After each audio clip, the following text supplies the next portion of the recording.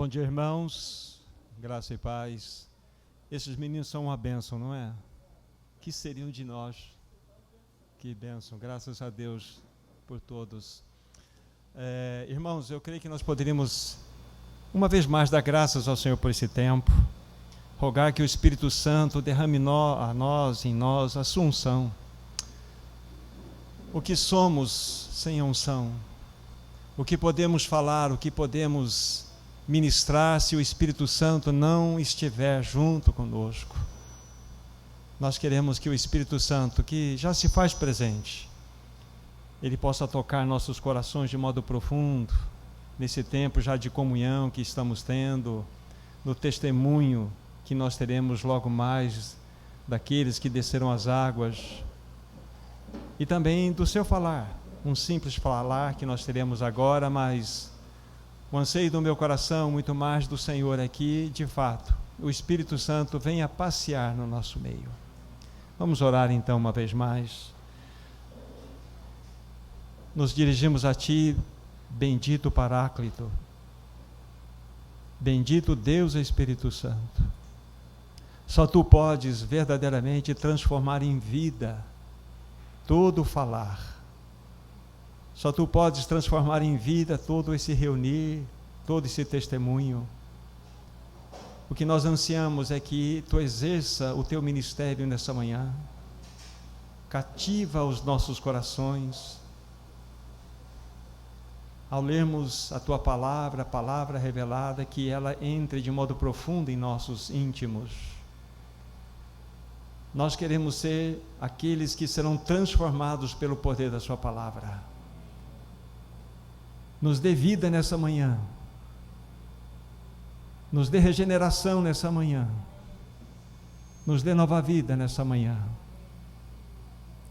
É o que pedimos no precioso nome de Jesus, por quem oramos, amém.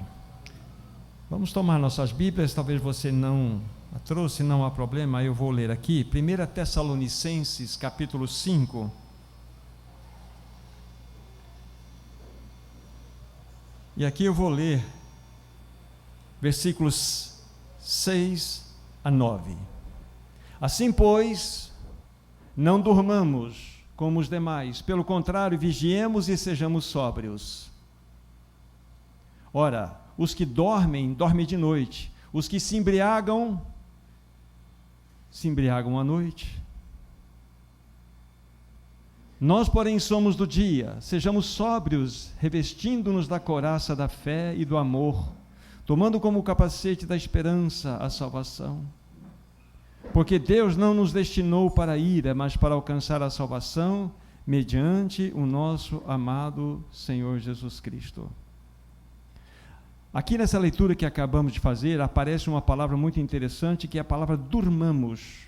E se nós fôssemos olhar essa palavra no seu significado mais profundo, no original, nós vamos entender que ela também pode ser traduzida como indiferença, como negligência, como imprudência. Ou seja, o que o texto está nos mostrando aqui é que nós não devemos ser imprudentes, não devemos ser negligentes, não devemos dormir, em especial naquele assunto que trata-se com respeito do destino eterno da nossa alma.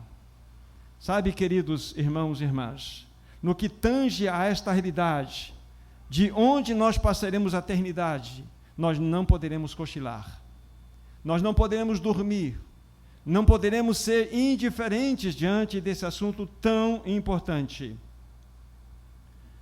Eu vou ler uma história para vocês, uma história que vai nos ajudar muito a compreender esse momento que nós estamos vivenciando, que refere-se ao compartilhar da palavra de Deus. E essa história, que é verdadeira, vai ajudar a refletirmos a respeito do perigo que todos nós podemos incorrer no que tange à imprudência, no que tange à falta de diligência, no que tange a podermos estar dormindo com relação ao assunto tão significativo que é o destino eterno das nossas almas. Isso aqui é um recorte de jornal, ele é antigo, a história é antiga, porém ela é de muito valor para que possamos refletir nessa manhã. O título do jornal era Dormindo na Canoa. E diz assim: alguns anos atrás, perto das cataratas do Niágara, havia um jovem que trabalhava como guia de turistas. Um dia, não tendo o que fazer, amarrou a sua canoa num lugar bem acima das cataratas e deitou-se dentro dela para descansar. Embalado pelo seio das águas, sempre agitadas, adormeceu. Julgava ter amarrado o barco com segurança, mas com o constante balançar, a corda desprendeu-se e, finalmente, a canoa começou a ser levada pelas correntezas, com o seu tripulante inconsciente do que se passava. As pessoas que se encontravam na margem, percebendo o grande perigo com que o jovem se encontrava, gritavam em alta voz na esperança de o acordar, para que se salvasse enquanto a correnteza não fosse mais forte. Porém, foi em vão que se esforçaram. Em dado momento, o barco encalhou num rochedo que sobressaía no meio do rio. Ao notarem isto, os observadores redobraram os seus esforços para despertar o adormecido, gritando freneticamente: agarre o rochedo, salte para a rocha. Contudo, o pobre rapaz continuou dormindo, inconsciente, no perigo iminente que o ameaçava. Não demorou para que a força da correnteza afastasse o barco do rochedo e o levasse com grande velocidade para as cataratas. O infeliz só foi acordado pelo estrondo ensurdecedor das grandes massas de águas pelas quais foi arrastado para a morte.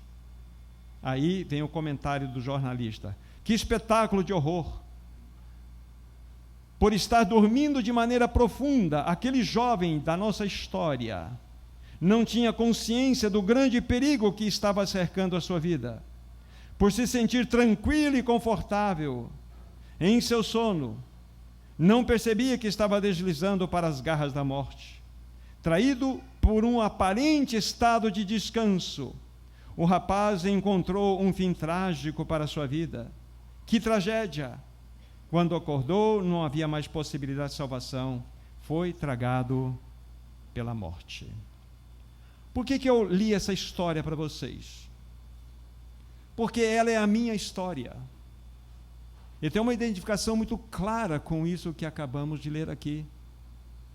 Eu me identifico claramente com esse tripulante, que estava simplesmente vivendo no galeio da canoa da vida. E eu não tinha a mínima compreensão de que eu estava sendo arrastado para a morte.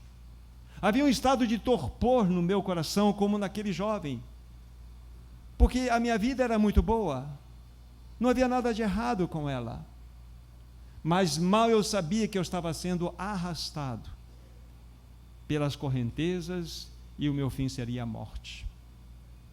Não costumo fazer isso, mas me permitam aqui um pedaço do testemunho que envolve a minha experiência em Cristo, um pedaço apenas. Eu era o tipo do cara legal, nunca aprontei, mas tinha também as minhas barbáries. Normalmente, nos finais da noite, nós nos reuníamos num barzinho para, como se dizia antigamente, vou tomar a saideira e vou para casa. Era por volta das 2h da manhã, num bar chamado em Londrina Tip Top. Aqui talvez só o ancião Antonial vai se lembrar desse bar. E ali nós comíamos um sanduíche, o famoso x-salada daquele lugar, tomávamos mais uma e depois íamos para casa. Só que, naquela sexta-feira específica à noite, um grupo de jovens que estava saindo de uma reunião de estudo na casa de uma família, resolveram passar por lá para tomar o seu lanche, antes de ir para casa. E ali um jovem que eu conhecia, ele chegou perto de mim, nós estávamos de outra mesa, ele perguntou assim: Thomas, onde você está edificando a sua vida? Sobre a rocha ou sobre a areia?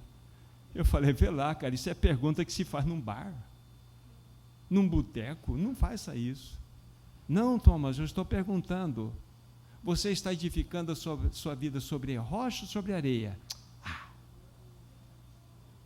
Mal sabia eu que não era ele que estava falando, era o Espírito Santo.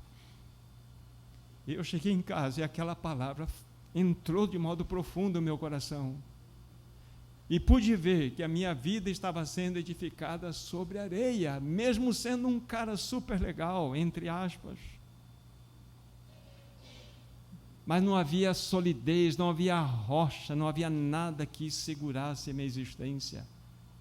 Isso nos lembra daquela passagem, não precisamos lá de Mateus capítulo 7, a partir do 24, que tem lá, naquele Sermão do Monte, quando tem a experiência dos dois fundamentos. Um que vai construir a sua casa sobre a areia e outro que irá construir a sua casa sobre a rocha. Aí o Espírito Santo falou assim para mim: qual que é a sua vida, Thomas? E eu fui confrontado pelo Espírito Santo. Na realidade, a minha vida estava sendo edificada sobre a areia. Não tinha sentido, absolutamente sentido nenhum. Dentro da normalidade, eu havia experimentado tudo que esse mundo poderia gerar de prazer. Mas era um cara mais infeliz desse planeta. Eu me identifico muito com a história desse jovem aqui, porque eu era aquele que verdadeiramente estava naquela canoa, dormindo, sendo levado pelo movimento das ondas que, dentro dos primeiros momentos, são movimentos suaves. Mas eu estava sendo levado para a plena destruição. Eu pergunto a você, meu jovem, onde você está edificando a sua vida? Não só os jovens, mas a todos nós que já temos pelagem branca. Onde você está edificando a sua vida? Sobre a areia ou sobre a rocha? Essa é a grande questão. O que é a tua vida? O que você fez até hoje? Ah, queridos irmãos e irmãs, e todos aqui presentes, nós precisamos levar esse assunto de modo muito sério. No que trata do destino eterno da nossa alma, não podemos brincar. Nós só temos duas possibilidades depois que fecharmos os olhos para essa existência. Só duas. Ou você estará em Cristo eternamente, isso é salvação, ou você estará perdido eternamente, lago de fogo e enxofre. Não há outra opção. E eu digo a cada um aqui presente: você veio aqui nesta manhã, você veio para ouvir isto, ainda que você tenha certeza do seu novo nascimento, você sabe de onde você foi tirado, e você sabe onde Deus te colocou. Então nós precisamos verdadeiramente tomar esse assunto de modo muito sério. Quando nós olhamos um pouco mais ainda dentro dessa história que eu acabei de ler para vocês, aquele jovem estava completamente sem consciência, estava indo para o seu mortal destino. Para onde você está indo? Permita-me também contar uma outra experiência que eu tive, não pessoal, mas agora já depois do Senhor ter dado o novo nascimento. Um jovem de 17 anos chegou até mim e nós começamos a conversar. E eu perguntei para ele: escuta, eu vejo que você passou na faculdade tão cedo, o que você pretende fazer? Ah, eu pretendo fazer engenharia. Eu falei assim: muito bem. E depois? Ah, depois eu quero me formar, são 5, 6 anos aí de grande batalha. Mas e depois? Ah, depois, olha, eu gostaria de ter um relacionamento, eu quero construir uma família. Que linda decisão. E depois? Ah, depois, olha, eu gostaria de, já formado, vou estar trabalhando numa empresa, eu quero ter filhos. Quantos? Ah, uns 3 filhos está bem. Nossa, que bênção, que sonhos maravilhosos. E depois? Vocês entenderam o que eu estou fazendo com esse jovem, que eu fiz com ele? Eu fui levando, eu fiz ele viajar, eu fiz ele ir para a praia, eu fiz ele aposentar, eu fiz ver o filho dele casar, mas eu chegou num determinado momento, eu falei: mas e depois? Mas Thomas, assim não dá, agora é só os 7 palmos, famosos 7 palmos debaixo da terra. Falei: não, agora que eu quero fazer a pergunta para você, e depois? É aqui que vai começar a sua eternidade. E eu pergunto para você: e depois? E depois? essa vida com a qual nós vivemos aqui, essa vida que o Senhor nos deu aqui, essa vida temporal, essa existência temporal, é para que nós avaliemos que nós precisamos de uma existência eterna. E ela só é possível através de Jesus Cristo. Só é possível através de Jesus Cristo. Olha que texto da palavra de Deus. Eu vou ler para vocês de Provérbios capítulo 1. Provérbios capítulo 1, apenas um único versículo. Ele faz com que a gente reflita exatamente sobre o que estamos levantando aqui como importante. Versículo 32. Olha só. Provérbios 1, verso 32. Os nécios são mortos pelo seu desvio, e aos loucos a sua impressão de bem-estar os leva à perdição. Prestaram atenção nesse texto? Os nécios, ou os loucos, são mortos pelos seus desvios. Os arrogantes, ou os tolos, a sua impressão de bem-estar os leva à perdição. Era a minha história. É a história do jovem que foi levado pelas correntezas. Havia uma sensação de bem-estar. Vocês sabiam que o pecado não é ruim? O pecado é uma coisa mais gostosa que tem. Quem acha que pecado é ruim, não experimentou o pecado muito bem. O pecado é muito saboroso. O pecado gera prazer, mas as consequências são consequências eternas. São consequências eternas. Então nós devemos avaliar essa situação.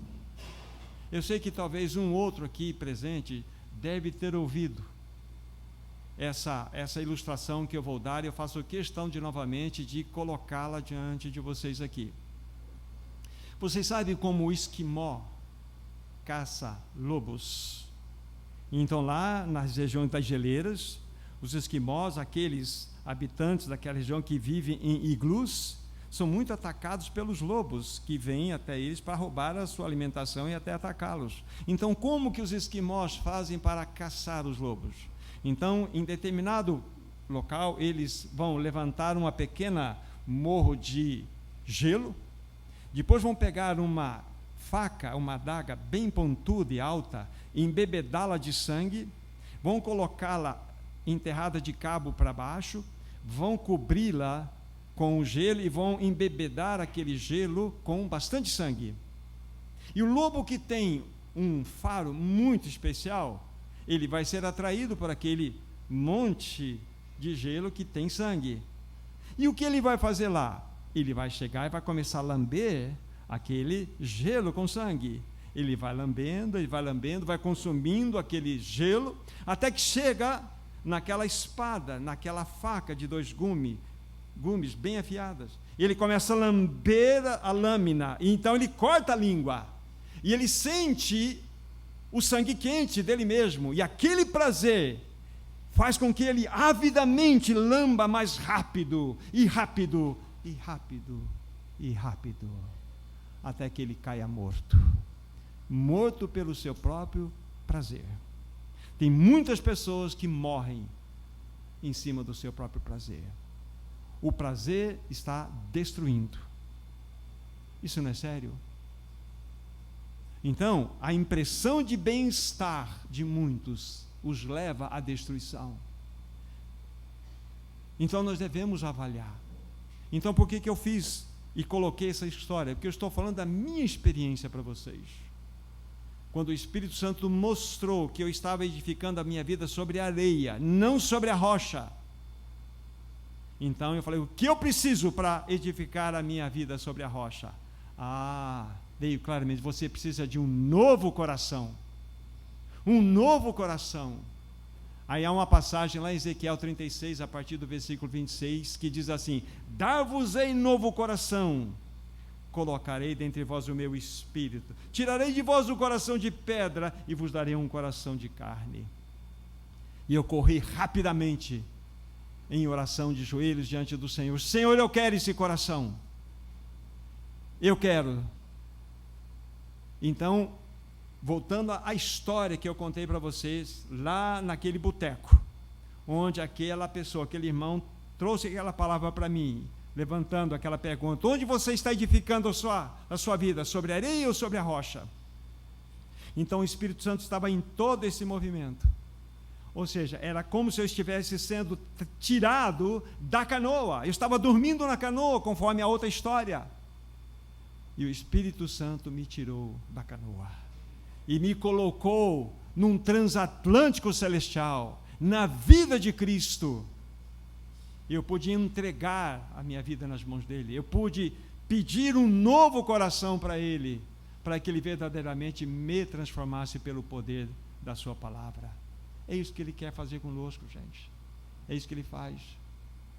Então, para todos vocês que ouviram essas duas situações, a primeira história da canoa, cuidado, você pode ser um desses passageiros, um desses tripulantes, que estão no galeio das ondas, estão se divertindo, estão curtindo a vida, só que estão sendo levados para a grande enxurrada que culminará na morte.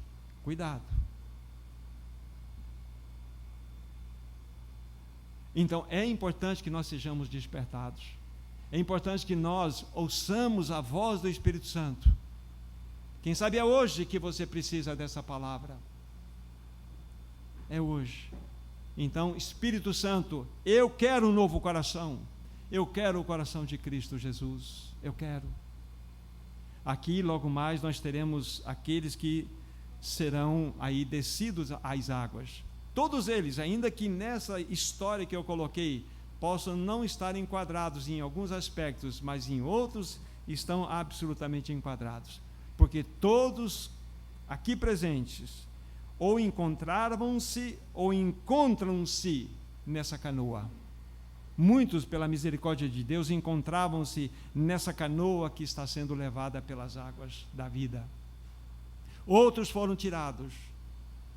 E esses que serão batizados pela misericórdia do Senhor foram aqueles que ouviram o clamor, o trombone, para que saltassem daquela realidade, daquela vida que os estavam levando para a perdição. E isso é através, quando nós aceitamos o novo coração em Cristo Jesus.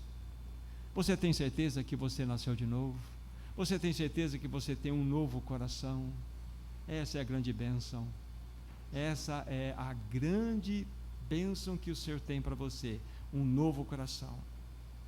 Muitos anos atrás, quando, nos meus primeiros passos de servir ao Senhor, nós fomos fazer uma viagem missionária nas barrancas do Rio Paraná.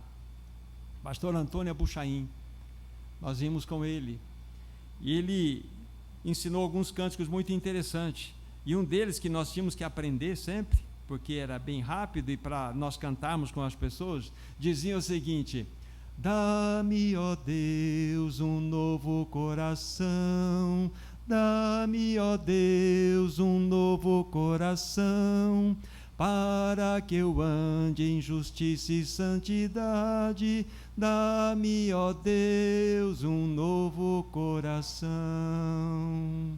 E nós cantávamos, e as pessoas cantavam, e nós vimos os frutos brotar, as pessoas nascerem de novo, com esse simples gesto: dá-me, ó Deus, um novo coração, dá-me, ó Deus, um novo coração.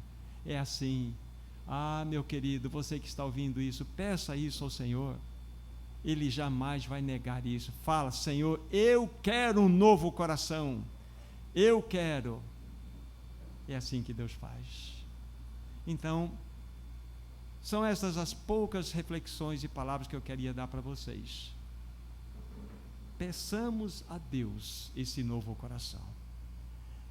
Antes de concluir, eu gostaria de fazer uma oração. Na sequência, gostaria que todos aqueles, eu vou pedir que forem ser batizados hoje, viessem aqui à frente, mas vamos orar e depois eu vou pedir isso para vocês. Nosso maravilhoso Senhor, nós somos gratos a Ti. Obrigado porque um dia todos nós encontrávamos nessa canoa, nesse barco que estava indo em direção à morte, mas nós ouvimos o grito, o clamor, em especial do bendito Espírito Santo agindo em nossas vidas, e fomos salvos, fomos retirados e colocados no transatlântico da graça de Deus. Somos agora aqueles que foram salvos com um novo coração. Que verdadeiramente a tua palavra entre no nosso íntimo de modo profundo. Que o teu nome seja honrado. Que vidas sejam salvas, sejam transformadas, regeneradas pelo teu poder. Em teu nome, Jesus, nós oramos. Amém.